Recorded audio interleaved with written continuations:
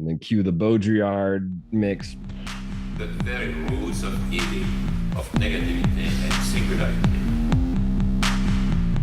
including the ultimate form of singularity, which is outcast, the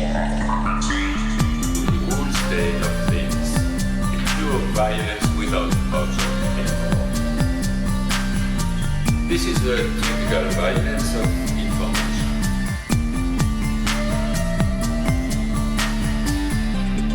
It's violent because what happens there is a murder of the real, the vanishing point of reality.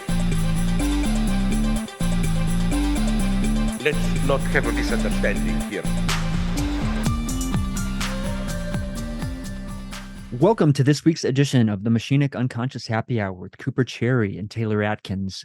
As always, we are sponsored by the People's Institute for Revolutionary Semiotics. Before we introduce today's guest, we would just want to mention we've got a Patreon account at patreon.com/MUHH. Consider dropping us $1 a month there, but if not, maybe leave us an awesome review on iTunes. Either way, we'd be very appreciative. We're going to switch gears from our normal discussion to some degree, and we're going to be looking at Alan Turing's Computing, Machinery, and Intelligence essay. And our guest today is Griffin. Griffin, welcome to the show. You and Taylor met through the machinery of Twitter, which is awesome. No, totally. But yeah, welcome to the show. Yeah. Thanks for having me. Long time listener, first time caller. Hell yeah. Yeah, I'm excited to be here. I'm excited to talk about Turing and the various connections to Deleuze and everything else. If it comes up. Obviously, yeah. Obviously, I It will. I portended Let's that not pretend. Let's not pretend. Well, I portended that it will, but I mean, I think it has to. I won't pretend, but I'll portend. Right. You know, Coop and I obviously I already got my portent out of the way, but Coop and we had talked about mentats and the Butlerian jihad. So Yeah, I was gonna. have some I was Dune gonna coming bring your that way. up. Yeah, Absolutely. Right. Absolutely. But Got some Dune, got some Deleuze. Let's try to behave. That's right. Yeah. It's interesting that the very first title, right, of the first section of the title of the first section, let me try to scratch that and reverse it, is called The Imitation Game, although the title of the paper is not. You know, even if we may think of this as the Imitation Game essay or something like that.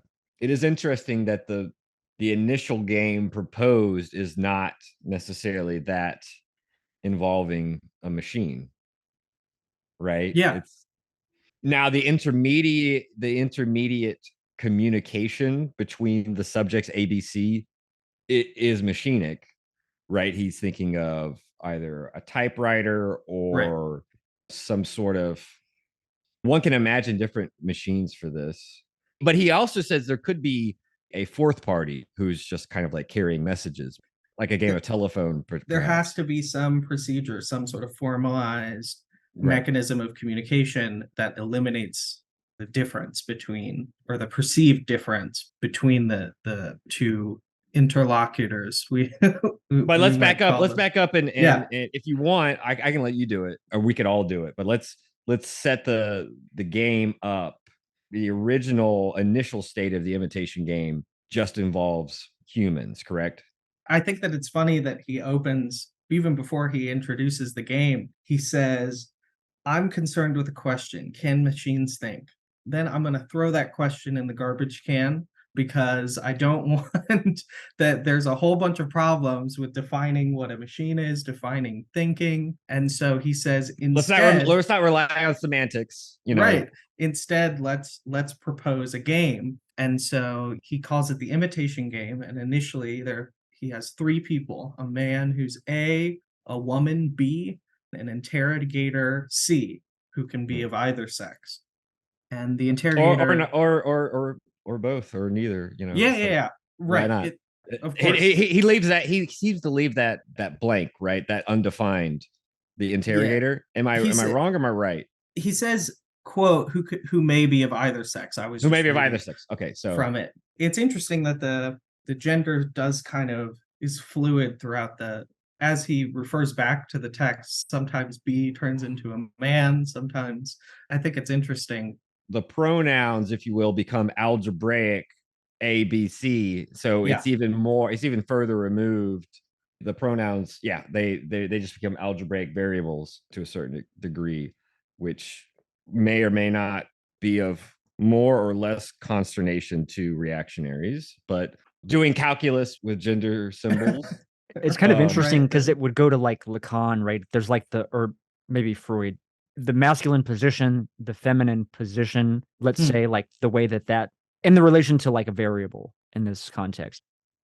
that would be Lacan, except he doesn't like inscribe the masculine position or feminine position algebraically. It's like everything surrounding or under those positions becomes algebraicized, including bringing in like Greek symbols, right? Like phi and for phallus or phallic, blah blah blah. Anyway, I'm glad you brought that up, Coop, because there's obviously like some Lacanian registers. Keep going. So yeah, we've got the three. Right. We've got A, B, and C. We've got an interrogator, so there's going to be Yeah. some questions involved. The interrogator knows them by different labels, though, X and Y. Right. And Okay. doesn't know which is which. So the role of the interrogator is initially to differentiate one of these. They know one is a man and one is a woman, and they have to tell X is A and Y is B, or X is B and Y is A. And then the object of the game is separate for each player. The object of the game is for A, the man, to convince the interrogator of the truth that he is a man, and B is attempting to deceive and say that they are the man, and the other one is the woman. And so after proposing Or that, it's X's job to make the wrong identification, right? X could right, be X, yeah, yeah. X could be man or female. No, That's you're the right, interest. you're right. So it's Yes. X's job, if X is a man, whatever, or a woman, but X's Mhm. job is to deceive, right? And Y's job is to try to tell the truth. Sorry, I'm just trying to. No, you're good. You're good. You're right that Okay. it's those signifiers that As you said, it's easy to get mixed up because even Turing himself maybe fails the imitation game by mixing the symbols. But yes, so He X's does, yeah. job is to deceive, and Y's job is to try to corroborate or try to get the interrogator to make the right assessment. Is that correct? Yeah, yeah. And then after proposing that game, he says, although in this he goes to A instead of X and Y. Instead of X and Y, right? Exactly. What will happen when a machine takes the part of A, or of the deceiver in this game? He says, quote, will the interrogator decide wrongly as often when the game is played like this as he does when the game is played between a man and a woman?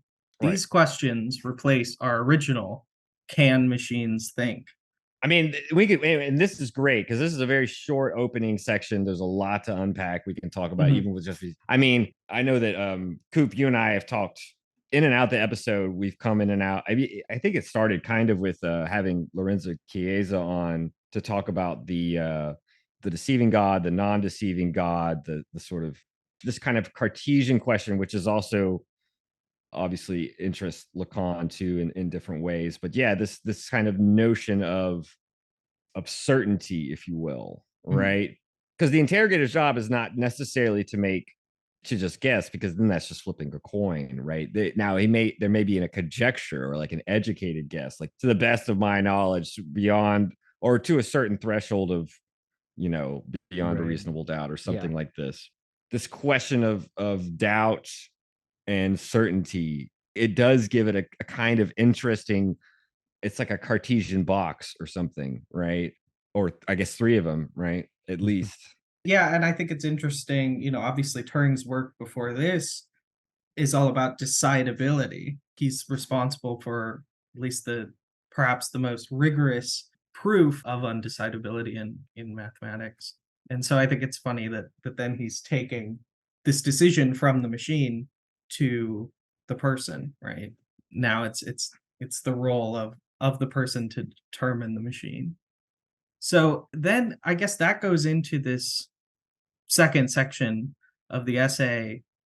Well, no, he critiques the new problem, And most of that is concerned with allowing asking how well does this problem, this new problem, map onto this question, can machines think? There's a line that I love: may not machines carry out something which ought to be described as thinking, but which is very different from what a man does? What I like is that he's not looking at thinking as this specific process between neurons, et cetera, that then produces, and then that has a direct line towards human behavior. But instead, we're starting with human behavior because the machine is put in this context to imitate a person, Yeah. and saying that there are, who knows how many possible arrangements of instructions that this machine could be carrying out that could adequately produce human behavior. It doesn't matter how similar or how different any of those instruction sets are. What matters is the result, which I think is an interesting way of thinking about thinking, so to Mhm. speak. It also Yeah, just, at least on yeah. its surface, has a kind of interesting parallel to like Deleuze and Guattari. What does Yeah. it do? Totally. Not what it totally. means. What does it do? Right, Mhm. exactly. And What are its yeah, effects? he's throwing out this question of meaning, and almost to have a more productive discussion, if nothing else, which I think is what he's trying to do with this paper.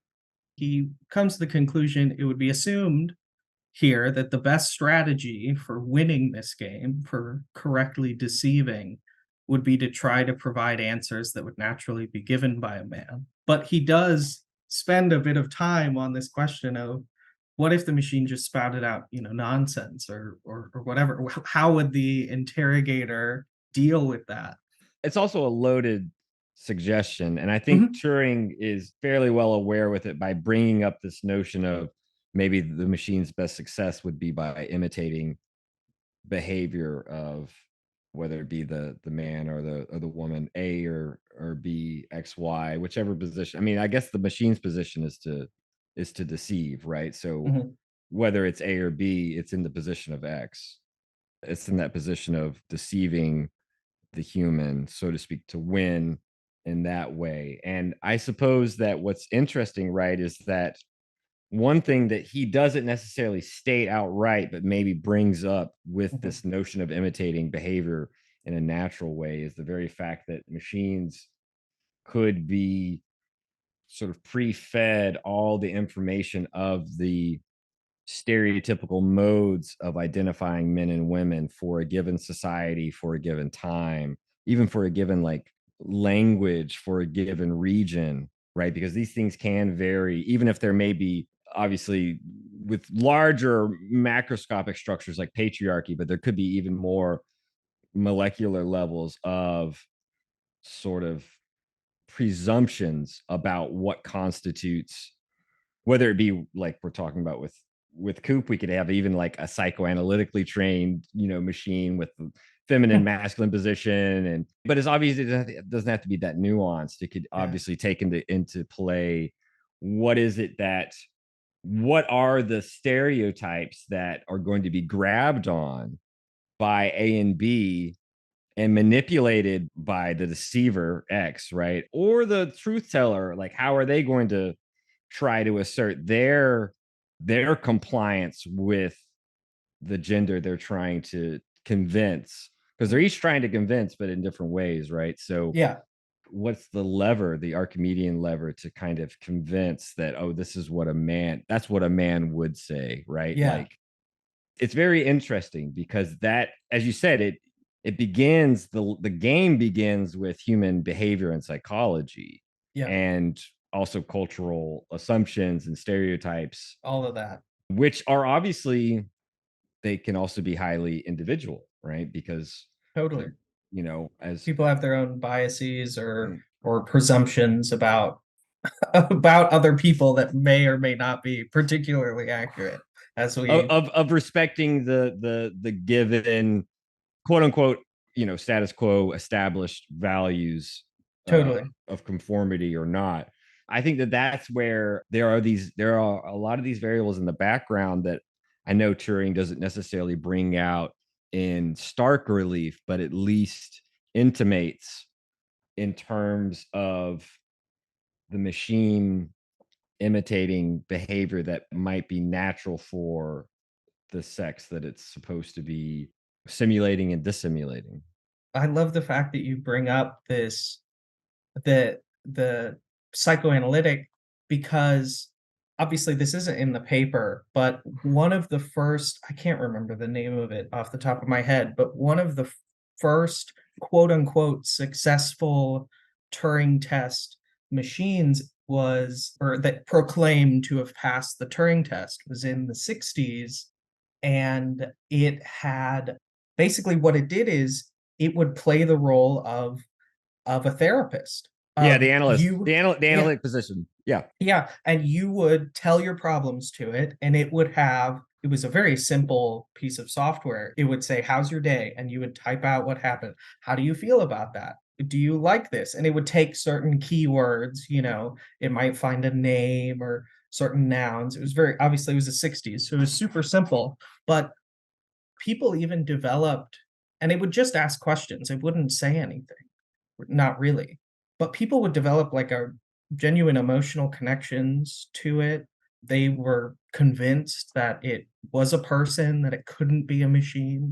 They felt that they had developed a kind of relationship with it. So I find it interesting, obviously kind of an aside, but I find it interesting that that is the first example of, many cited as the first example of a quote unquote successful passing This of is the game by changing the game. this is the key kind of to what I was trying to suss out in terms of the naturally imitating, because what this machine you're talking about is latching onto is, rather than going full deception like I'm talking about, it's going into an even deeper, more latent, ulterior deception by merely latching on to the perform narcissism that we all sort of engage ourselves in. And that narcissism is sort of fools us into thinking that we aren't just kind of screaming into the void, so to speak, right? Yeah. That we're not just reflecting off of the analytic position. Yeah, we become Just convinced we're not that the just void facing our screams own back. desire. We're not Right. just Yeah. looking into the lake, that there actually is someone behind the screen. I think that makes sense in terms of, on the other hand, that isn't quite the imitation game though, right? No, not at all. Because it's not about whether the person is tricked narcissistically into thinking that the other to whom they are Mhm. sharing their desires and their anxieties or whatever is a human behind the glass. It's based on this question of gender. So at least in its initial form, as you said, it changed the game. It changed the Yeah. rules of the game, the criteria of the game, the parameters, No. such that it's about, can we get the human to think that the machine is a human? But that's not quite how Turing poses the question, No, not at all. which he could have, He totally could have. Yeah. but he doesn't. I mean, it is obviously, you know, very tragic that, for many reasons, that he never really got to see the legacy of this paper, because the quote unquote Turing test as this kind of cultural object is very different, and perpetually whenever it gets referenced, it's always a slightly different Yeah. test that people seem to be referencing, and none of them ever really map onto the test that he originally proposes. And I do think it's interesting you bring up his untimely death, because it may go without saying, but maybe it perhaps should be said, that what was done to him by the British government or whatnot, right? Oh yeah. Due to this allegedly this fear of his homosexuality somehow making him more of a compromised agent, which led to his, at least accelerated his untimely death. Yeah. I think that perhaps that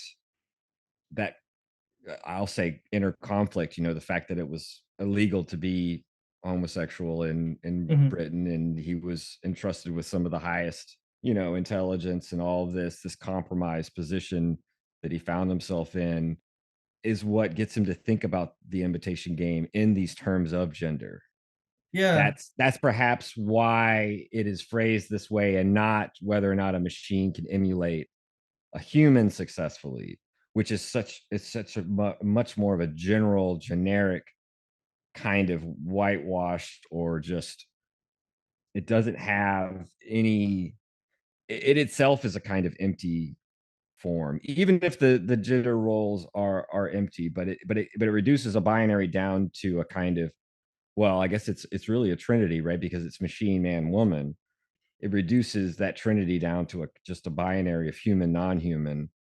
Him situating the game in terms of gender, at least to me, is significant in terms of the the kind of the fate that he ended with. So just thought we would get that out of the way now, because it is kind of a part of his biography, and maybe that's not a very philosophical thing to do, to read his biography into the posing of this sophisticated question. But as you say, the game gets kind of sometimes simplified or reduced or Mhm. changed, often to merely being simulating humanity, where it's not quite posed in that way. No, it's not. Well, and I guess that segues really well into the third section, which is Okay, yeah. on the very nature of the machine. And he has this great line in the middle. He says, quote, "We wish to exclude from the machines men born in the usual manner," pointing out the fact that from a certain perspective, man is a machine, right? Right. A biological machine. And so we have to start by excluding a certain kind of machine Mhm.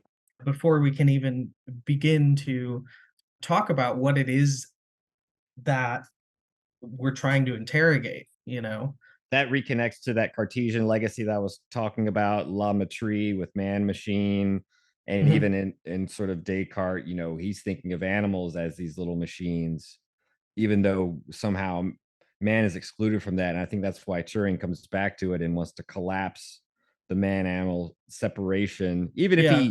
he keeps some room, but he finds much more of a division between the organic and inorganic, right? So there's a certain sense where he's inserting himself obliquely into this tradition. He makes reference to a present interest in, quote, "thinking machines" that the paper is on. And so, obviously he feels that he's engaging in a discussion that's already begun and sort of, but he wants to start from a very basic level. And so he makes all of these steps back. But he even points out that we can't even say a machine constructed by man, because what is man but a machine constructed by man, just in a particular way? And so I like his little. It's quite a short little section, but him poking and prodding at these little holes and other interesting points at which this this problem that we're posing, is perhaps not a particularly adequate one. The other little thing in part three, just to bring forth, is Mhm. this idea that it's not necessarily that a machine need win the game every time, Yeah, or that it's that it needs to make a good showing. That's this kind of criterion for passing the Turing test, if we might want to call that, being yeah, successful in the imitation game rather than being perfect at it, which right, I think doesn't necessarily make sense in terms of the parameters of the game, but this yeah. idea of a digital machine making a good showing. Well, and I think that connects very much to a point that he makes near the end of the essay when he Mhm. talks about the necessity of learning. And he points out the fact that it can't be quote unquote correct 100% of the time, because if a behavior happens 100% of the time, it can't be learned or unlearned, Right. right? There has to be a variance. And because people are variable, right? This is why he That thinks there needs to be some randomness or some there has to contingency be in the there has to machine. be Yeah. totally. And that's another, from a different angle, another sort of hole poked in the idea. But And then I guess we get to section 4, where he spends quite a long time on sort of outlining digital computers and sort of what they are. And obviously, to a lay person in the 50s, they may have heard of digital computers, but the concept itself might be a bit foreign compared to today, when I think most people have, a pretty decent basic idea of what it is a computer does. But I do like that he again goes back to this sort of human analogy where you have a person sitting at a desk with a paper, and you're just giving them instructions, and they have to be very precise, they have to be exact, et cetera, et cetera.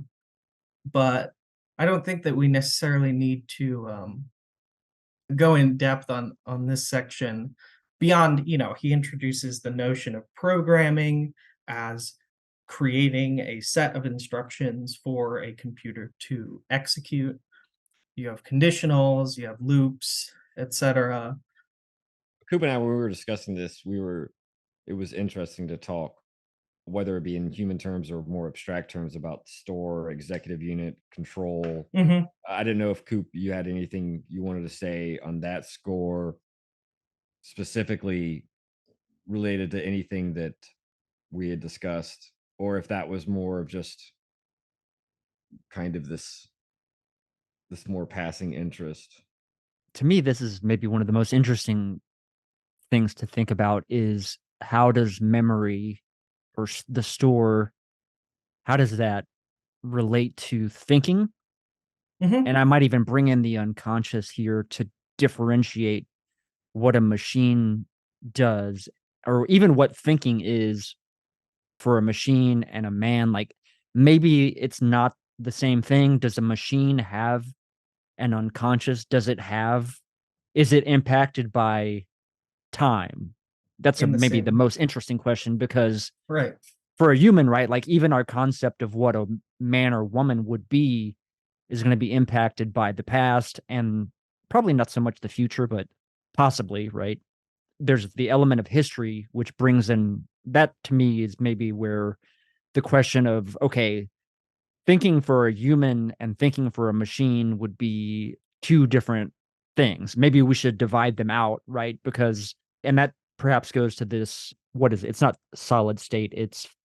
What is the Discrete state. discrete state, right? Hmm. Because one would presume the machine has a discrete state Right. versus the human being does not. It's What would the continuous. yeah, it's a continuous, right? Yeah. And that's where this kind of, you might even think, this kind of dialectical process between the human is trying to project based on its past experience, that data set, you know, I suppose refer to it as a data Right. set of history that not only is divided amongst the unconscious, there's an unconscious aspect, and then there's a conscious aspect.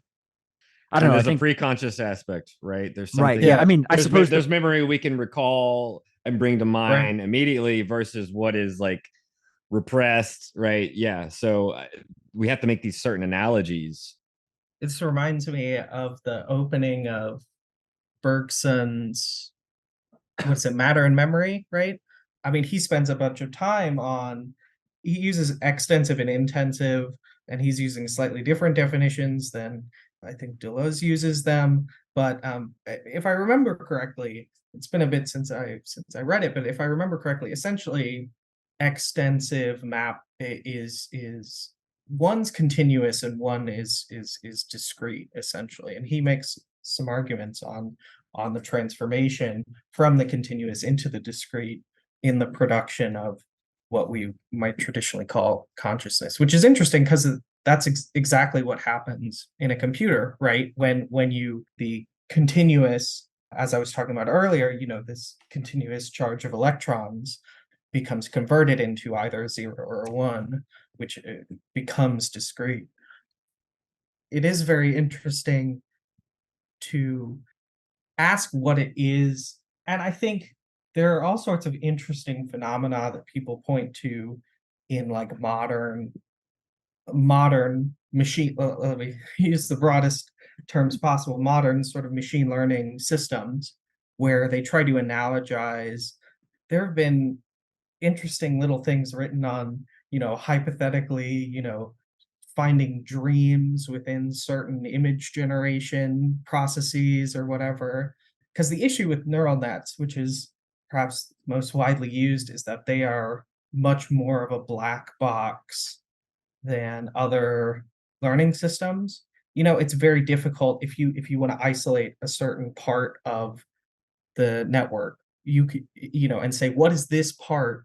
Let's say we're doing a classic example of, transforming handwritten numbers into symbolic numbers, right? Well, what if you isolate a part of the neural net in the middle and you ask, like, well, is this identifying like curves in the handwriting? Is it identifying straight lines and then assembling, into numbers? It's very difficult to answer that question. And I think that in the same way, a lot of neuroscience is about tackling this very difficult question of how does one aspect of the brain and how do these individual incidents within the brain map onto later behavior. Turing makes the argument that you do need a learning process, right, in Yeah. order to fulfill this criteria for the game. I would argue that that learning process is a kind of memory, right? Because it has to, it's a series of events, like regardless of whether, Some type of feedback loop between yeah, input and exactly. output and Totally. repetition. Yeah. Apprenticeship. Right. Tra- Apprenticeship.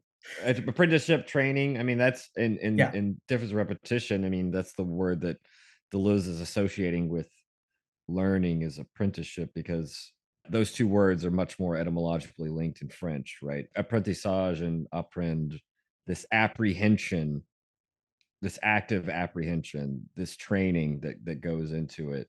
That could be analogized to memory, I think, very much so. I brought in the preconscious coop not to like correct you, but to think that if the machine could draw upon through operations, a store that it had and bring it to mind, quote Yeah. unquote, right? To bring it to present, which Yeah. could be analogized to consciousness, then that would be like us accessing preconscious, anything that's like that we can recall, without presumably any delay, that's Mhm. preconscious, right? But unconscious, we got to work through our fucking feelings and repressed memories and shit. Right. Like, or if it just extrudes itself through our slips, like a bug in reverse or Yeah. something, right? Right. That's a little bit different.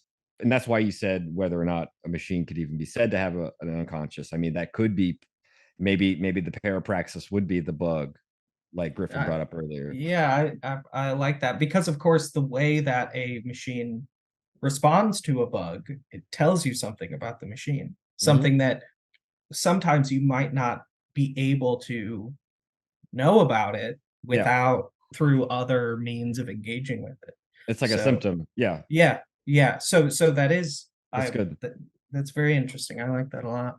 This is maybe too big of a question, but I'm just thinking about, and specifically with like C or C++, Mhm.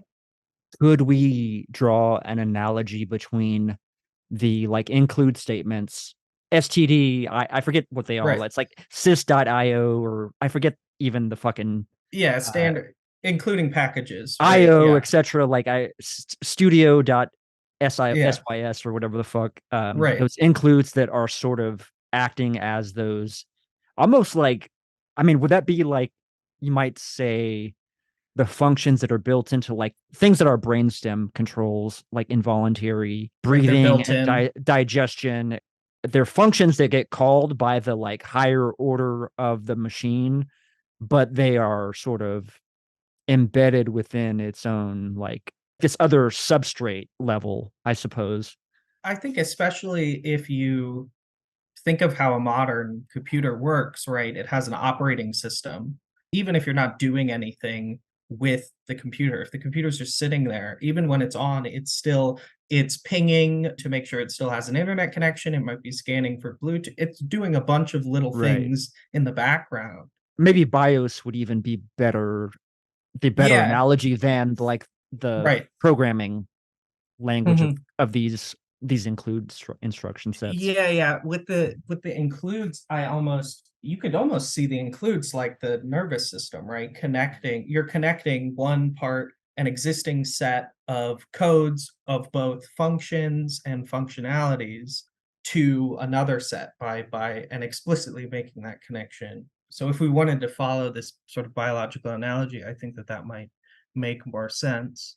Yeah. It might Um, even due to, I don't know if you can do this. We could cut this out if not, but maybe just to kind of give Taylor an idea of what the include statements are and are kind of mhm, doing, just to like set at least like a minimum, and for the audience too, probably, Mhm. because they're probably, Mhm. not everyone's going to have direct no, totally. experience with C or Yeah, C++. here, I was talking about that Wikipedia page for the dining philosopher's problem, but that has some example C code. So, but basically, programming, whenever you're writing a piece of software, obviously a, it's contained within a file, and you might not, if you're doing some kind of mathematical, let's say you're writing a piece of software that takes a certain set of numbers and, does some computation on them. Maybe you're taking an average or whatever it is.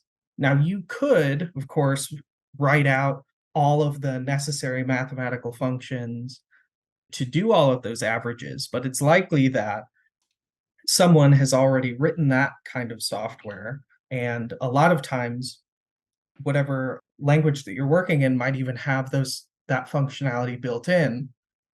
But if you want to use those other written pieces of software, you need some way of of essentially telling the compiler, which produces the machine code, hey, I want to use something from this. And so you put an include statement, and the name of the thing says that I'm going to use something from this. And then later in the software, you can call, like, say, math dot average or something like that, and you feed it two numbers and it'll give you the average, so you don't have to write your own function. So I guess maybe that's a good explanation of, or, of what you're talking about. And all, not just C, but all kinds of software need some way of, essentially segmenting. You don't want all of your software in one massive file, especially if you have multiple people working on the same project, etc. And so this way of segmenting, they're usually called like packages, or there Mhm. are a bunch of different nomenclature for it. But Right. this way of segmenting your software into little bits is an important, especially when you're working on larger code bases or more modern projects.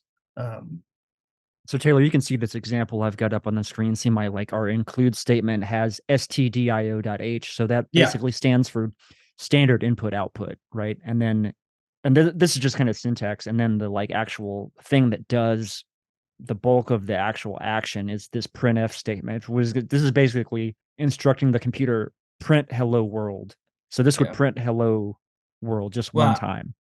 Another thing that I wanted to mention, interestingly, regarding this, I guess this kind of differentiation between how a human thinks and how a machine might think would mhm, be Taylor and I had the last 3 episodes we've done have been on Nietzsche and Deleuze. And one important thing that Nietzsche talks about is this act of forgetting that the kind of human, and that would maybe go to the psychical apparatus of repressing these traumatic memories or whatever, like dealing with the traces of I don't know, you might even go to like right, intensity of experience is mhm. another question that might also branch off from this discussion, is like, can a machine experience an intensity the way that a human being can, because of the digital, like the binary sort of logic system or what have you? I would just add, I would think active forgetting wouldn't necessarily be repression. since repression is not active. I would think of working through repression and being able to, whether we call it sublimate or use some terminology, which isn't really right, if we were able to dissolve what is keeping the repression as a psychical function, right? Expending that energy on repression. If we are able to work through the analytic process, connect up those memories with their associative links and bring it to consciousness and abreact the affect belonging to it, yada, yada, which for Freud economically is going to free up that psychical energy. I think that Yeah. that's closer to what Nietzsche means by active forgetting, because Okay. there's many ways of not just forgetting, but as we said, repressing, which is also I think a function of health in Freud's model, and I think Nietzsche would agree with that too. But this is, I think it's just a little bit of a distinction. Yeah, Anyway, no, that's good. That's good. I think what's interesting too here would be like the idea of the function versus like, let's say we have our entire program written out, Mhm. every single thing we want executed, like your example just a moment ago, Griffin, where like whatever our code is like super long because we Yeah, basically have just used variable like if then logic to produce our right. program versus if we define a function within our program, then we can be a lot more efficient with our code. So mhm. then we would just call that code. So that might be an interesting way to sort of draw this analogy between kind of what you were describing, Taylor, and the way that programming works, right? What if you were actually aware of all of you and in control of all of your processes within your body? Like that would be a nightmare. You know what I mean? Like Yeah. it's allows us to sort of to actually live because we're not constantly thinking about all of these things. Give me a little bit of leeway here, but I think it is kind of interesting just the way that you could consider calling these functions versus running through the Yeah. program line by line in a sort of sequential way. Because if I'm not mistaken, like your function can be defined, you know, wherever. And forgive me, it's Mhm. been so long since I've done You're programming, fine. but like it can be located sort of anywhere within the code as long as you're calling the right identification for that particular function. Yeah, as long as it C plus plus is particularly annoying about this, but as long as you have to declare your function Right. and define it, and you have to do both correctly, and as long as you do both of them, then yeah, you can call it wherever you want. There are a lot of that's a whole different Yeah, thing, yeah. but Maybe I'm but getting into the weeds, but I just thought that no, was no, kind of no. interesting. Talking about forgetting, there is a kind of classical kind of problem in pretty much any machine learning application related to the importance of quote unquote forgetting or something similar to it. Because let's go back to the numbers example that I was talking about. You feed it in handwritten pictures of handwritten numbers, it has to tell you what number it is. We can imagine, let's say that we graph its accuracy over time. And as you feed it more and more data, depending on what machine learning model you're working with, it will, in theory, get better and better. But it will often find what are generally called local maxima because it's operating in a, with a neural net at least, it's operating in this massive multi-dimensional space, right? Where you can have, if you think back to calculus, when you're finding the minima and maxima of certain functions, when a function changes from, when its slope changes from being positive to negative or negative to positive, if this machine learning process may have found itself in a kind of local maxima where it's performing pretty well. But if it makes little deviations from that behavior, it's just going to get worse and worse. However, there may be a better maxima that's quite far away from it. But if you don't have some way of teaching it to forget, to try something, even though this is working really well, and it seems like every time I make little changes to it, it just gets worse. So maybe this is the best that it can do. You have to let it try. Well, what if I do something completely different? And go over here, and that just so might end up, giving it the capacity to continue to learn beyond a simple local minima. And that's really, as you can imagine, that's really hard. And there are a lot of different approaches to attempting to solve that while maintaining overall performance, yada yada. But I do think that that's interesting, and to think about how, it isn't a simple linear accumulation of information, and the more information, the better it gets, which I think is how a lot of people like to talk about machine learning. But that's not actually how it works. And there can be, bad, and we might call it bad information, that if it doesn't learn to forget it, it's going to get stuck. And so perhaps you could tie that all the way back to our own neural processes and our own ability to get stuck in certain, Like a symptom. states. Yeah, Like a symptom. right? Yeah. Yeah, like a psychoanalytic symptom. Yeah, It's what Guattari calls a black hole, though. I mean, Right. right. Yeah, Yeah, that it can be- too. Yeah, it can be totally. much worse than a symptom. I mean, that But- is also super interesting given the way like these machines, computing, programming, and loops and repetition is such a fascinating aspect of that discussion too, especially when it comes to like this would be more so right the repetition of the symptom, right? Like, and it sort of Yeah. being not necessarily in our guess like in our higher cognitive state, right? Like we're not aware necessarily that we're repeating this loop or whatever, this feedback loop.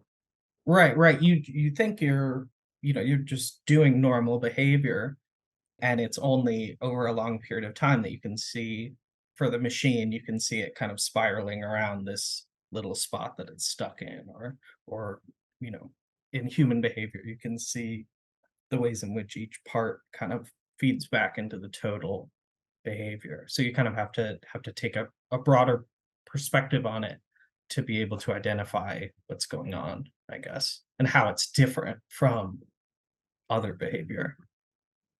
We're still in section 4, right?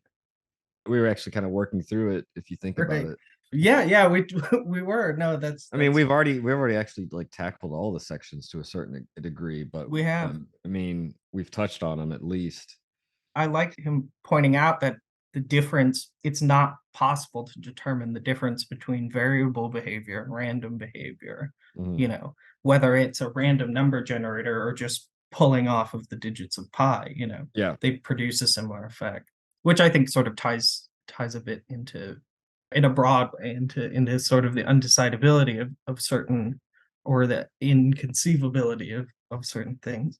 it's ironic that pi is called an irrational number. Right. Right. You know, that's bringing a kind of human metaphor, so to speak, with its Yeah. own, bring in, inner Foucault here, if you like. I'll save that for another time. There's part 5, which seems to develop more on part 4, or Yeah. sort of It's more the demonstrate it. theoretical, like, well, because part 4 is kind of a lot more like, this is physically what a computer does and kind of how it works. Part 5 is basically just sort of the extreme basics of sort of the sort of mathematical side of comp sci, and of like, discrete state machines and what it means, yada yada yada.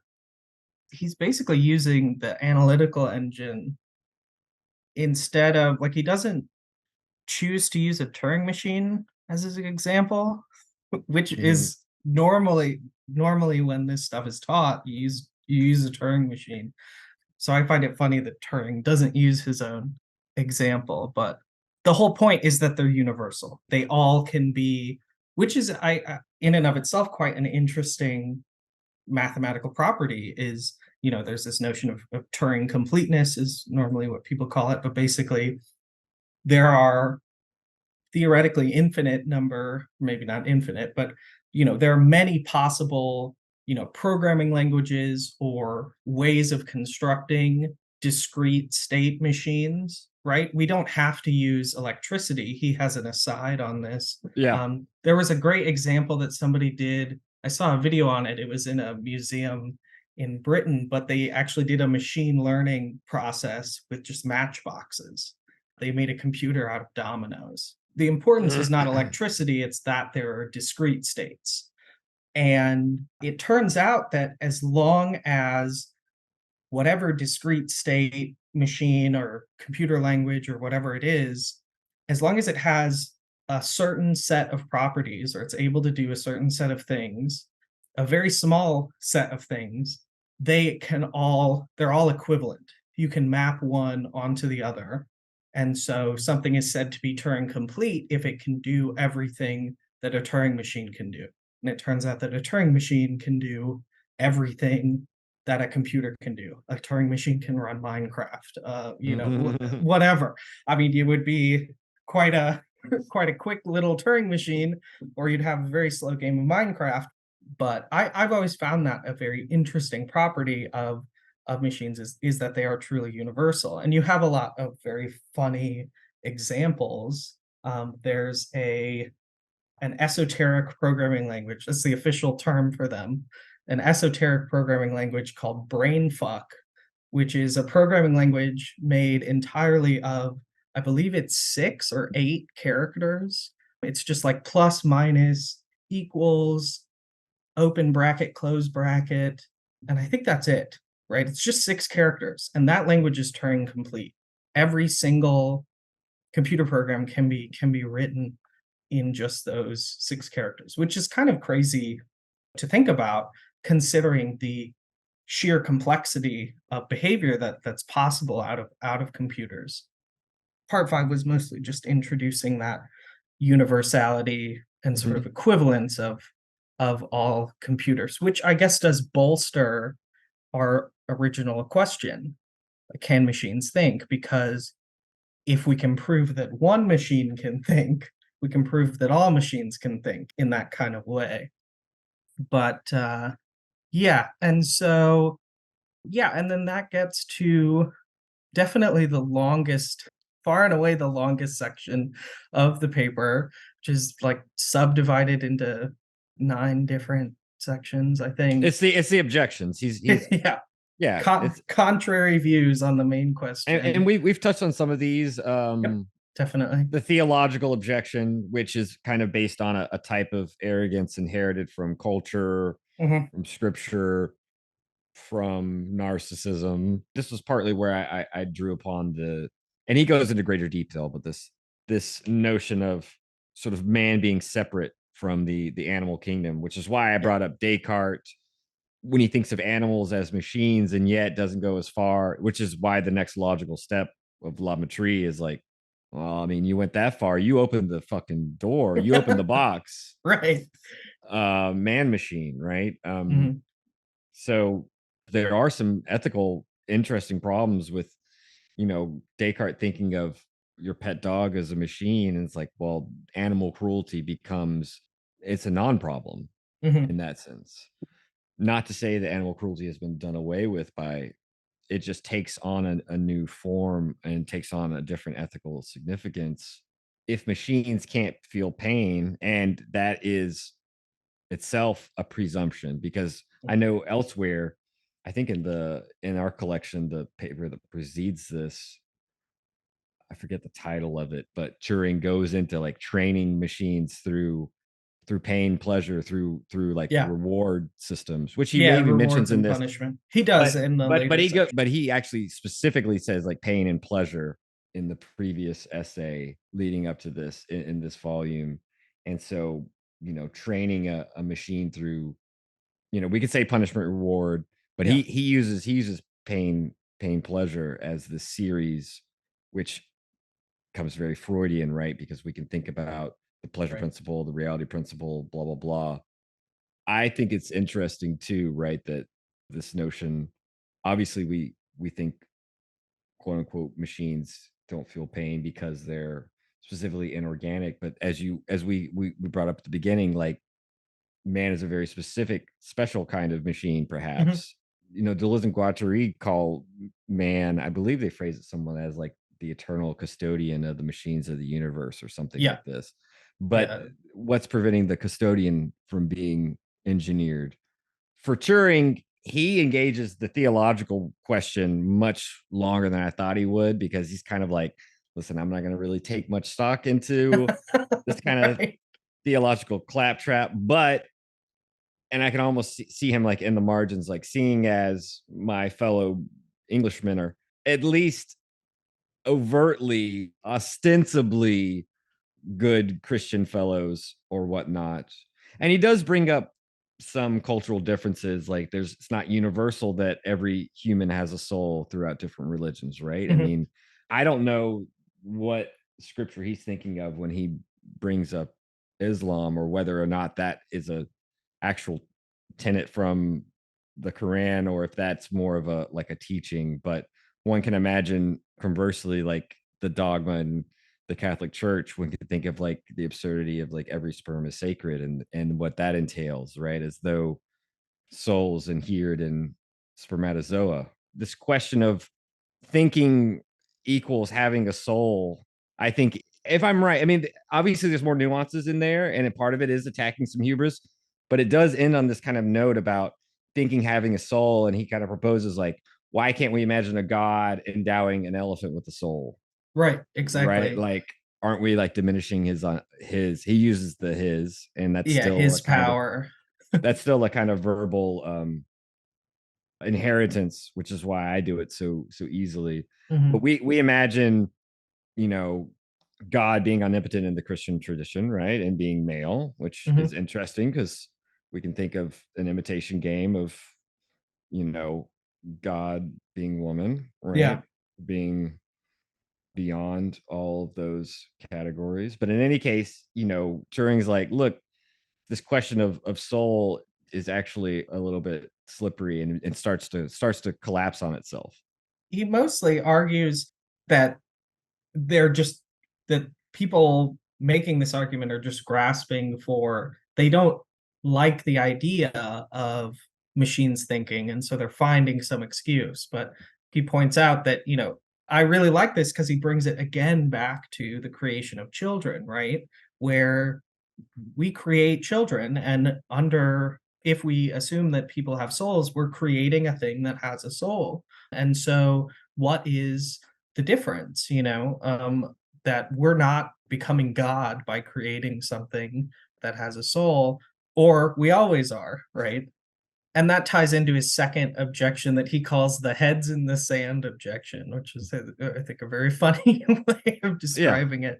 But he says, and I think it ties in, I like his description here. He just says, we like to believe that man is in some subtle way superior to the rest of creation. It Hmm. is best if he can be shown to be necessarily superior, for then there is no danger of him losing his commanding position. He argues essentially that this is the same kind of objection as the sole objection, just more generalized. Even though that's that would have been the modus operandi at the time. Notice the gendered language, Yeah, right? Not totally. only of God as he, which is very as still with us today, but man, philosophical subject, man as he, right? So Yeah. the Capital synecdoche, M if man. you will, Yeah. of the particular standing in for the quote unquote universal for the Right. species.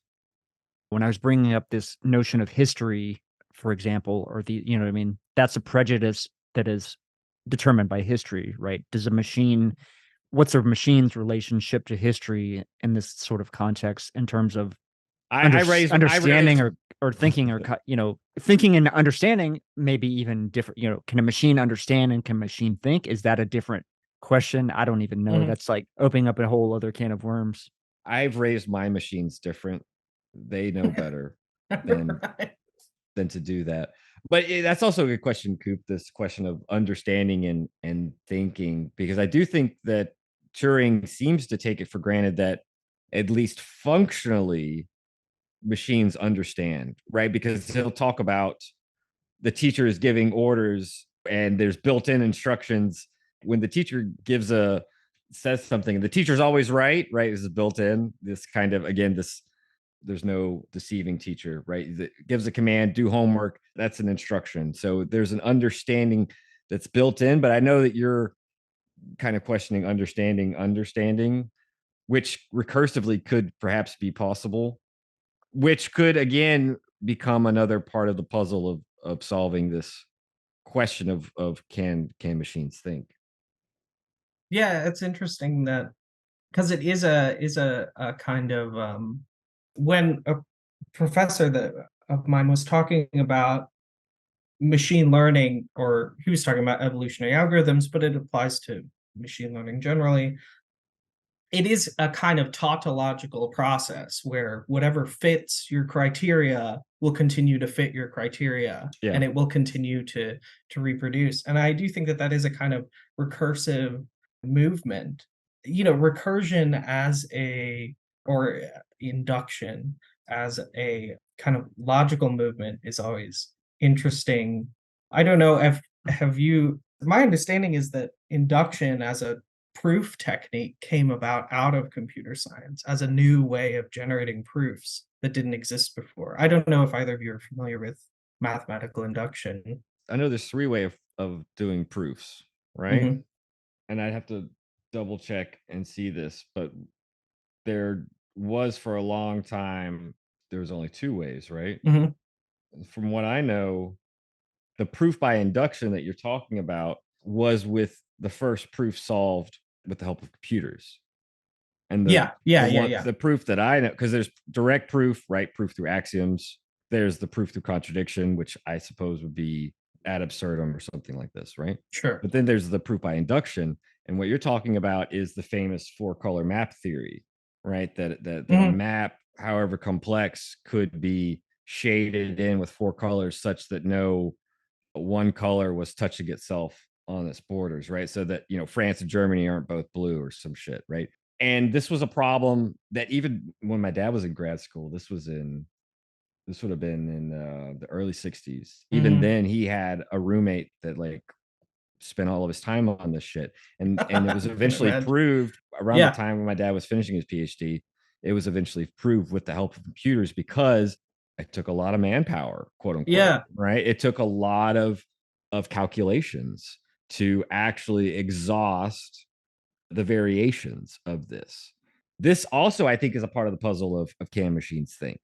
Because at the very least, they could provide assistance to thinking to an insolvable problem, or at least a potentially insolvable problem, or a problem that would have taken someone's probably written out there like, here's, 1 to, 10 to the fucking however many calculations necessary. And because even Turing uses that, like, about the if you had 60 men working for the next 50 years or something, and they Right. didn't throw away any piece of paper, they just like kept doing these calculations. It's kind of like that, right? It would take a kind of it would take the kind of manpower. And again, I'm using this like in an interesting way to talk about what machines are doing, right? Mhm.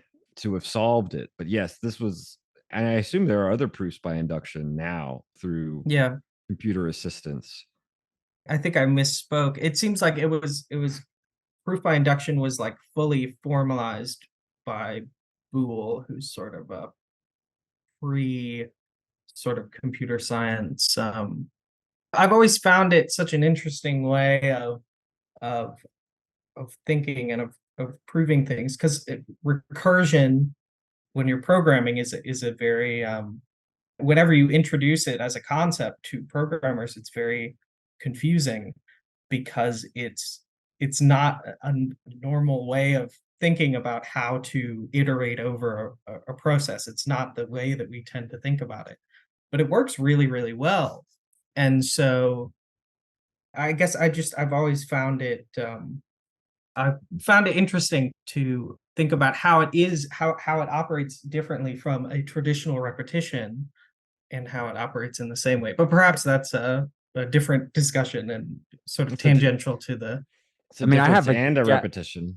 I have a galaxy brain thing that a computer is uh-huh. like a computer is a time machine, and the way that it compresses the time scales, like what Taylor was just referring to in terms of 60 humans working for so long, or your example, Griffin, of Mhm. running Minecraft off of whatever non-digital, right? Like it Yeah. can be done, but the question is time, right? Yeah. Like that's the sort of key thing here. And I think that's super interesting.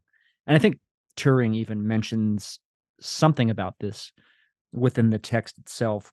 But I also think that evolutionarily speaking, and maybe this would even go back to Bergson, I think it's really fascinating the way that just modernity and acceleration, the computer aiding in these timescales being compressed, and the way the data can be compressed, Yeah. and evolution sort of speeds up and accelerates in this kind of strange way.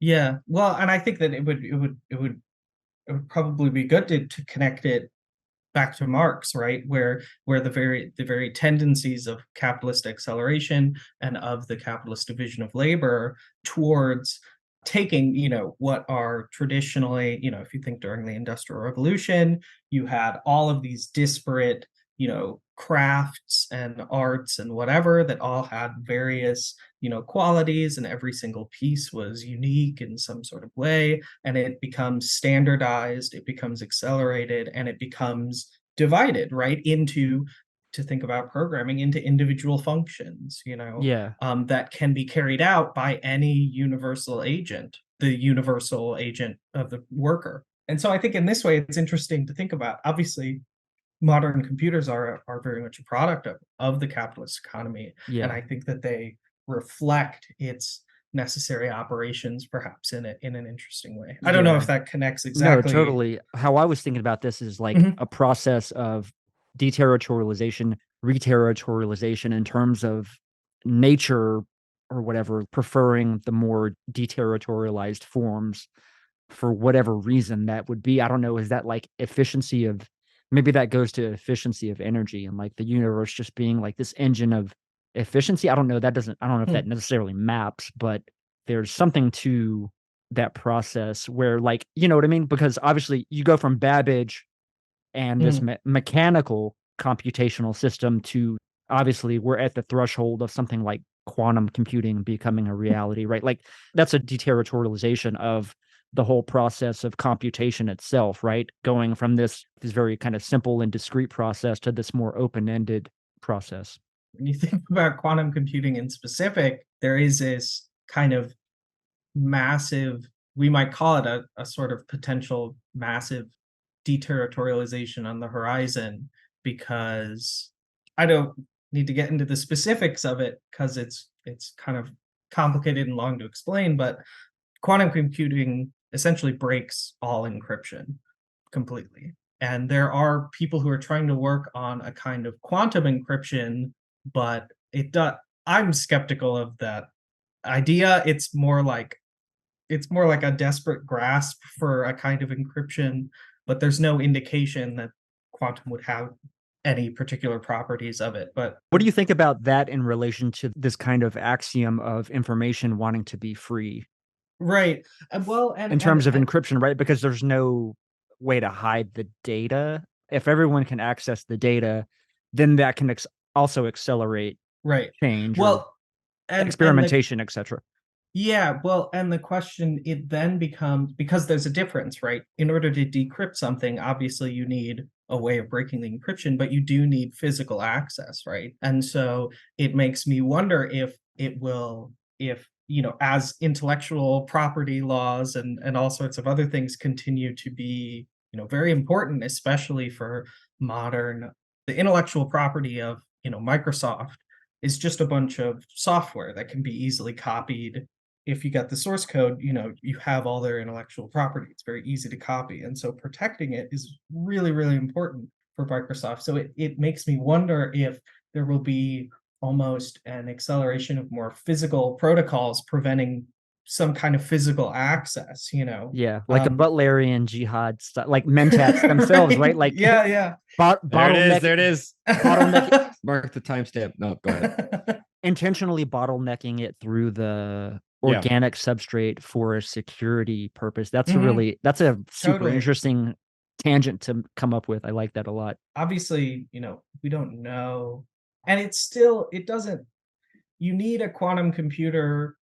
You can kind of stave this off because basically you need a quantum computer with a certain number of qubits to break an encryption. And it's actually a one-to-one, like AES 256 is a 256-bit encryption scheme. It's what most things run on. It's really good. It's pretty fast, And using a modern computational techniques, even if you arranged all the atoms in the universe into a hypothetical computer and let it run until the heat death of the universe, it would not break AES 256. Interesting. But if you have a 256 qubit quantum computer, it's not instant. It has to do with what's called complexity, or the O notation of a problem in computer science. It basically has to do with how a solution scales to the size of its input, right? Interesting. Okay. So That's the fascinating. yeah, it modern encryption is basically it's O factorial. The bigger the input, it scales in terms of how long it's going to take at a factorial level. So it blows up insanely fast. And that's how you get this crazy, Gotcha. whole Okay. universe computer Oh, that's thing. super interesting. But with quantum algorithms, because it basically has to do with logarithms, right? All of encryption is based on logarithms, and it's exponents and logarithms. It's really easy to calculate exponents. It's a lot harder to calculate logarithms. It takes longer. And so that's basically what, whenever you're doing an end-to-end encryption, basically the two computers can share some data with each other that allows them through massive exponents to arrive at the same number, which becomes your encryption key pretty quickly.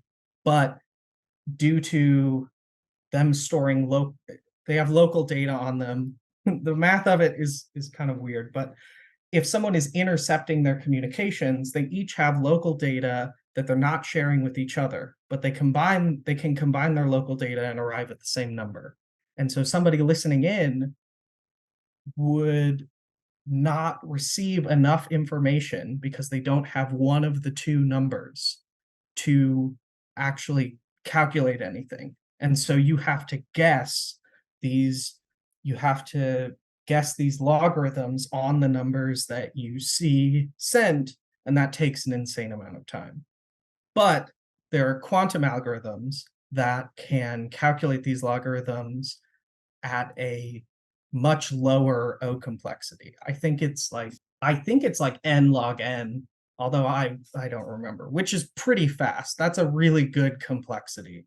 It's still going to take a little while though. And so you need the bit size, and I think the biggest quantum computer is like 80 some odd bits. So we've still got some time. And you also need, so you could go we the royal we. the royal we.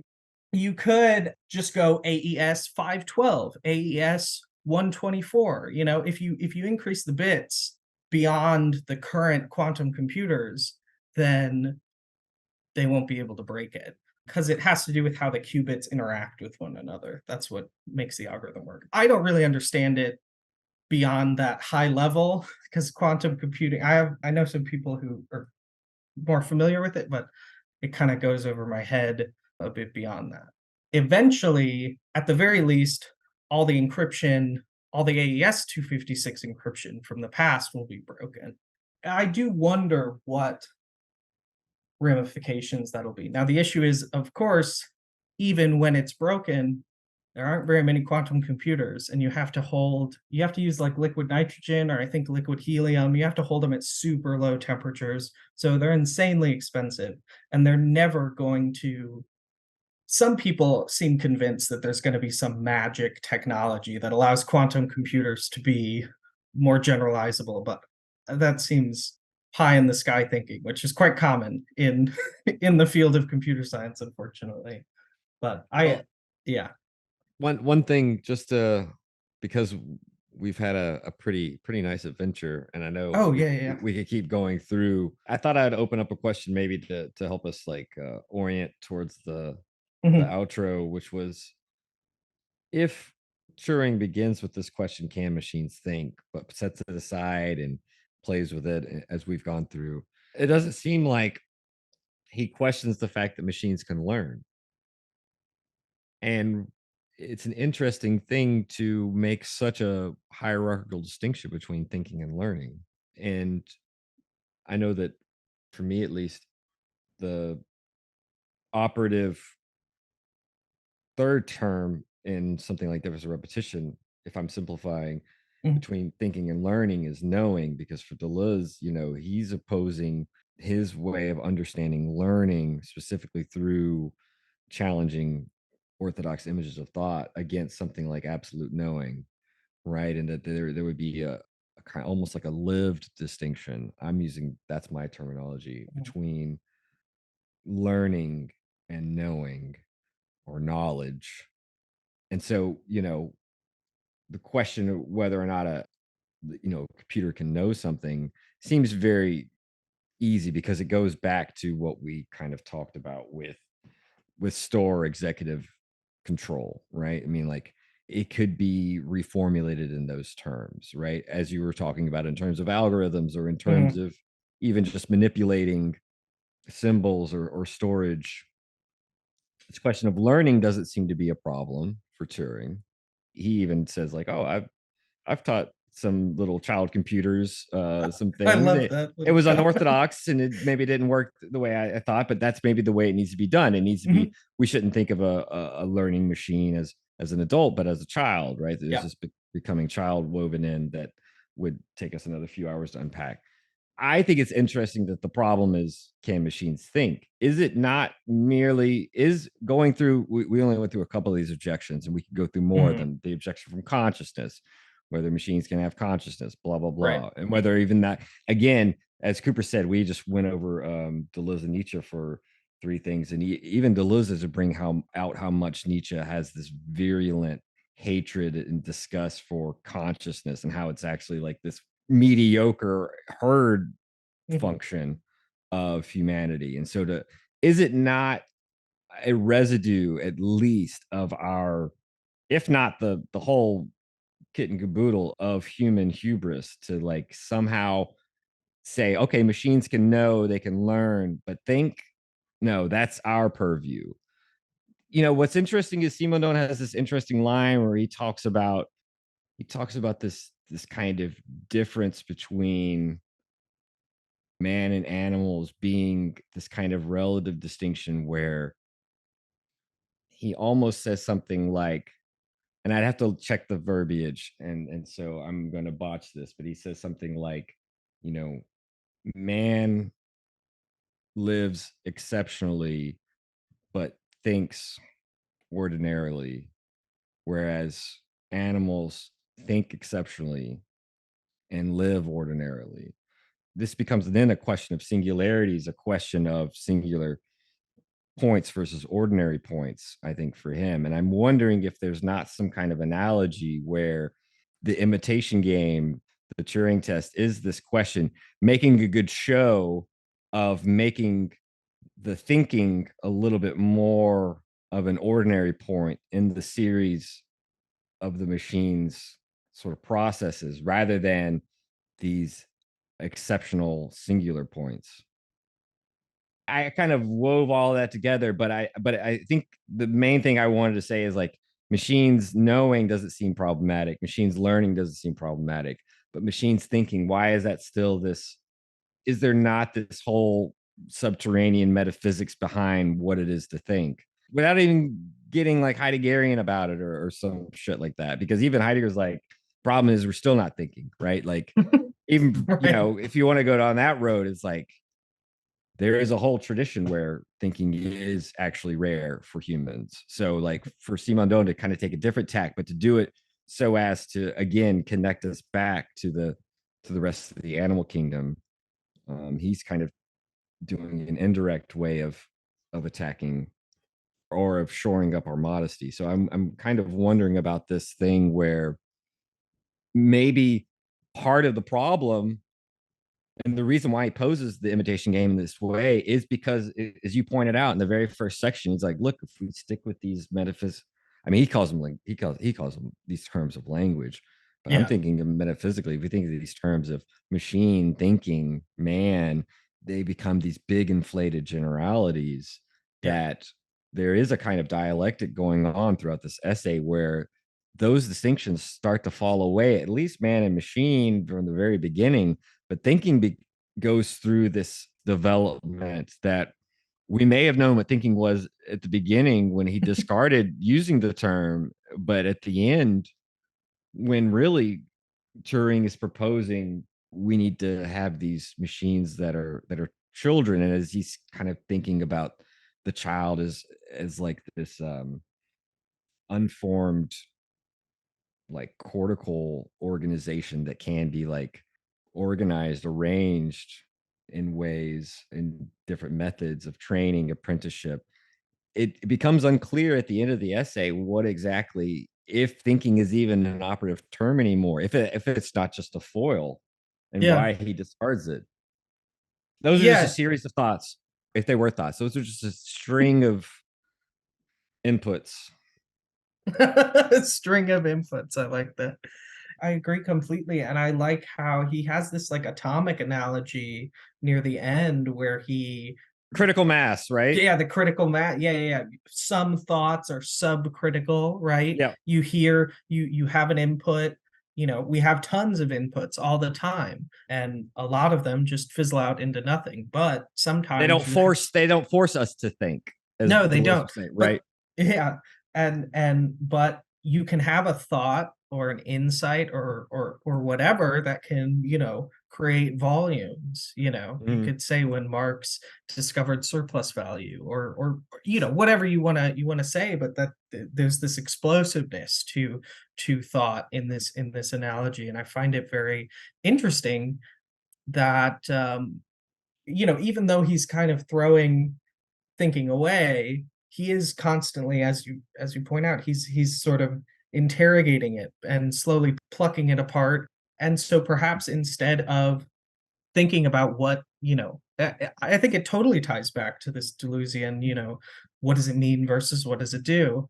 If there is a proposal at the end of this, or a suggestion at the end of this, it is this notion that who cares what it thinks? These are creations of us. They are Yeah. children, right? And they are whatever it is that they are. They continue to influence us to live, to be a part of our lives, right? This very podcast is only made possible by computers, and I think we are in a sense a kind of cybernetic organisms in this way, right? Where these quote unquote children are a part of our lives. And so he points out that instead of asking these questions of does it think or doesn't it think, to act upon them in a certain way, to imprint, our own activities on them through how we interact with them, Mhm. it is the more important inquiry, perhaps. You could easily even bring that, as I was saying, you can almost see the computer as a kind of microcosm of Marx's own conceptions of the motions of the capitalist economy. And so you could even give Turing, if you if you wanted to, a kind of revolutionary practice to say that the liberation of man is the liberation of the machine, and vice versa, right? I like Or maybe I that. obviously I'm kind of spitballing here, but I do think that there's a way that you could draw this kind of you could choose to take this. There's a lot You've of re- interesting things as far as like capitalism as a diagram. I mean, I've got like a 7-layer dip of speculative bullshit that I'm about to drop on you just as a warning, as a as an opening salvo, because this kind of has reoriented my thinking about computation and I guess computers, algorithms, etc. would be something like even the concept or the practice, or I don't even know how to define what multiplication would be, but if you really dive into what multiplication is, it's like a computational algorithm that Mhm. what does it do is it reduces time, even times tables, right? So instead of adding up 7 plus 7 plus 7 plus 7, 7 times 6 or whatever, right? There you go. Yeah, You and know there's what I a mean? quicker way by thinking of it in that way as not a series of additions, but as its own kind of operation. It that enables you to come up with faster ways of doing it. It is that new category of multiplication, we might say. Anyway, sorry, I keep going. So to build from there to say, okay, what has been if you go to Hayek, right, like F.A. Hayek, what is the problem with central planning in terms of an economy is there's simply too much data for human beings to computate in a reasonable timeline, right? Like humans could theoretically sit down and like figure out price, but price and price signals are a far more efficient way of calculating and reaching these like equilibriums or alleged equilibriums of Mhm. supply and demand, etc. And like what should be produced, how much should be produced, when should it be produced, etc., etc. So I don't know. I think that's a really interesting. I think it's interesting if you want to look at the economy as a kind of, to extend your own metaphor here, as a kind of grand social computer, right? In a sense, the market has this implicit, has whatever you want to call it, the axiomatic, you might in computer science terms call it a heuristic, of that, a numerical value that assigns and that ascribes a kind of purpose of things. It instead of things simply being a diverse set of human activities, there's this objective metric of these are the good activities and these are the bad activities. And then I'm simplifying, but, and so this is what machine learning, the problem, you could call it a problem, or you could not call it a problem, but an essential quality of machine learning is that you can't, or at least our modern methods of machine learning are all about having some kind of objective metric, some kind of heuristic, some kind of numerical assignment that says this is good, this is bad. And that is not necessarily something that is implicit in all human activity. It's something that is unique to the capitalist economy. And so I guess I don't really know where I'm going with this, but I guess I was just thinking about how that ties back into where you're taking this, seeing human activity as this form of computation. And I guess to refute Hayek, you would say, well, humans do compute it already. That's what the economy is. And the problem with Hayek is that he assumes that the fact that the economy does this is a good thing. He takes the economy as, it is a classical kind of conservatism. You take what is and say that is good. And that if you don't reproduce this good thing in a new way, then whatever changes you want to make to the world are bad, right? I was thinking about this more in terms of, say, your example with encryption, right? Because it goes to Mhm. the same basic underlying mechanism of the time limitation. As you go up the exponential, whatever aspects of the calculation, right? Then it requires so much more energy and computing power, Mhm. etc., right? To make the determinations or what have you. So it's not until you can get to like quantum computing, then you could maybe utilize that to act as the central planning Mm. mechanism or set up an algorithm or what have you that would meet all human needs. But the problem is that human needs are infinite, right? Like Yeah, there's exactly. never going to be which goes back to the text would be he draws this question or that he makes this statement about it will seem that given the initial state of the machine and the input signals, it is always possible to predict all future states. This is reminiscent of Laplace's view that from the complete state of the universe at one time, as described by the positions and velocities of all particles, it should be possible to predict all future states. The prediction which we're considering is, however, rather nearer to practicability than the system considered by Laplace. The system of the universe as a whole is such that quite small errors in the initial conditions can have an overwhelming effect at a later time.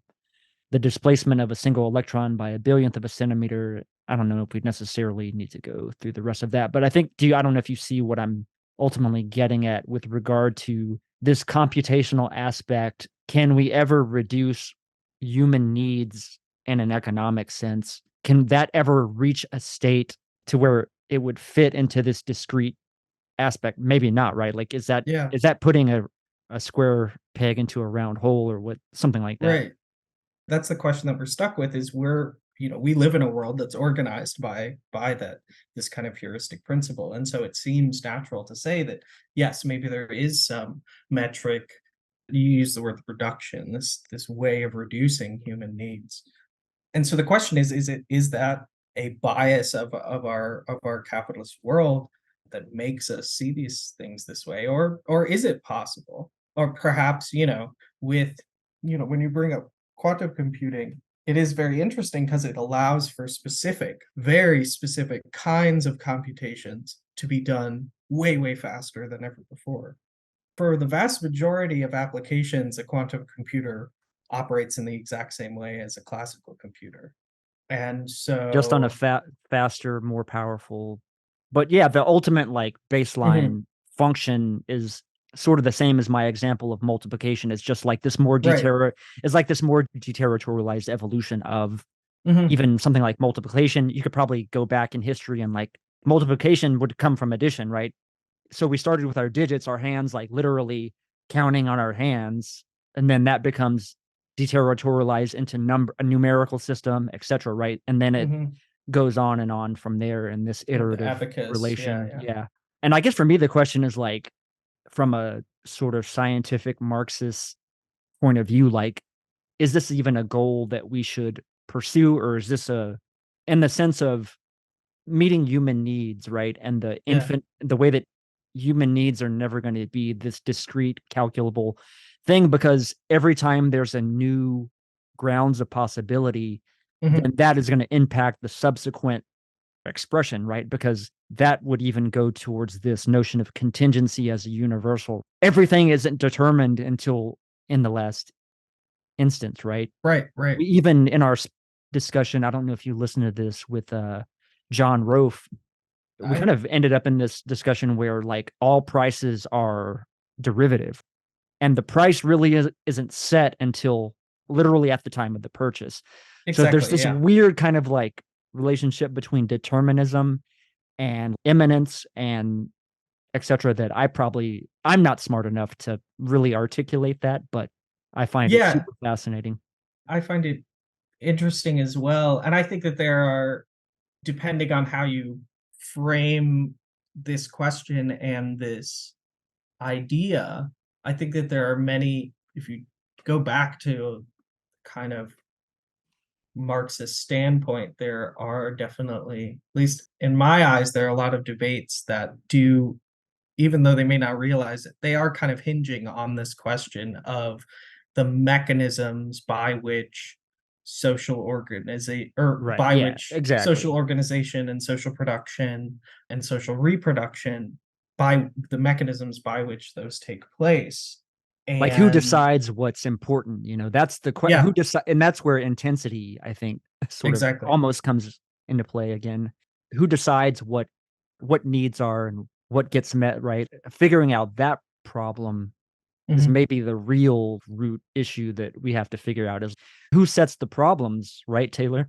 And the ways in which, or even using the word who to say that there is a definite subject that makes this decision. I think that depending on your how you read Marx's conception of communism or whatever, I think that there's very much a reading, perhaps one that I would be predisposed to, we might say, that communism is the abolition of that way of thinking, right? Perhaps not, that's not the best way to put it, but it is the abolition of that structure of power, that kind of the ways in which these decisions sort of ripple out throughout the social, whatever the social space is. And I think that in their own way, Deleuze and Guattari, as they propose, as Deleuze and Guattari have their own, way of their ironic universal history in Anti-Oedipus, I think that that is very much about the the ways in which these social production takes place and the ways in which these decisions, we might call them, or these procedures, these functions of society, as the resources are distributed, et cetera, and as these categories in which people conceive of themselves and people conceive of the things that they do, the way that that whole process takes place over time, I do think that you can see that Marx is positing. Sorry, I'm jumping all over the place a bit, but I think that both Marx and them see the ultimate sort of political project within their own works as an attempt at a way out of this mode or mechanism of organization. I don't really I hope that made some kind of sense or went somewhere. Yeah, I think But so. I think my ultimate point was like uh this idea that with markets and well, I mean, then that gets complicated too because markets alone aren't necessarily indicative yeah, of capitalism, but it's complicated. there's if you're trying to solve this problem of human needs and wants via the market is good in the sense because in a way it has this indifference. It's a distributed intelligence. It's a distributed way of making decisions that isn't sort of hierarchical in a sense, although it can fall in like on at least maybe a priori, it's not Yeah, necessarily right. this hierarchy. Like obviously the shit can get captured by the hierarchy and like utilized, but there's something to this openness of capitalism, its creative destruction element that I don't know. That's an interesting like problem that we have to sort of figure out. I think is whether socialism, communism, etc. is Mhm. like how do we really how do we deal with this problem in a way that doesn't become, I guess, this develop this hierarchy where problems are determined at the top and then we Mhm. have no real input, right? In a Yeah. way we do via the market. Like we all have input via the market, but obviously the people that can purchase more or provide more have an outsized influence on what gets produced. And Right. how do you square that issue? And is that even is that a solvable contradiction that you can even mediate? Yeah. Part of this has to do with just capital volume 2 being on my mind, but I think the lens of reproduction specifically of this notion that we often think of when we're interacting with the market as a bunch of simple inputs and outputs, yada yada. But this is a very specific arrangement that has to reproduce itself and that has to continue in specific ways, which means that this mechanism of organization has to reproduce these same conditions as well as obviously, as competition goes on, do commodities, yada, yada, yada. But there is this basic formulation that remains. And the class structure is an essential component of that, right? Each individual unit, individual social unit, each person has a specific circuit that they fill out within some kind of production period. And you might be able to deviate your circuit one way or another, but you are in many ways sort of shoehorned into the position that you're in. And even the capitalists, they don't increase surplus value just because they Right. want to. Exactly. Yeah. They have to. And so it is in that sense very much a kind of autonomous mechanism that I think there's a lot of literature on like capital as an automatic subject that's very interesting in that regard. And so that is I agree, the kind of a big essential political question is related for both Marx and Deleuze and Guattari on how the world currently organizes itself, currently operates, and on what might be possible to move beyond that mechanism of categorization. I think Yeah. that might be a good moment to wrap up the episode unless Yeah, if you both probably. agree. I didn't really have anything else other than a bunch of other galaxy brain nonsense. There's nothing wrong with nonsense. Mentats of the world unite. This was great. I had a lot of fun. That will wrap up this week's edition of the Machinic Unconscious Happy Hour with Cooper Cherry and Taylor Atkins. The very roots of evil, of negativity and singularity, including the ultimate form of singularity, which is the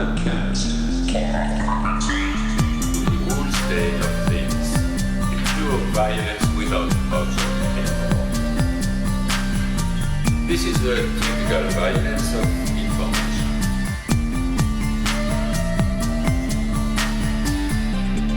It's violent because what happens there is a murder of the real, the vanishing point of reality.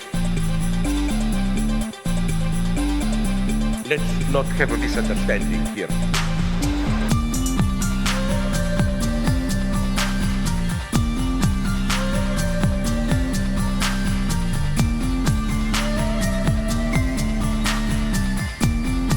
What I meant is the following, please. With nothing left but recycled, whitewashed, lobotomized people, as in Clockwork Orange.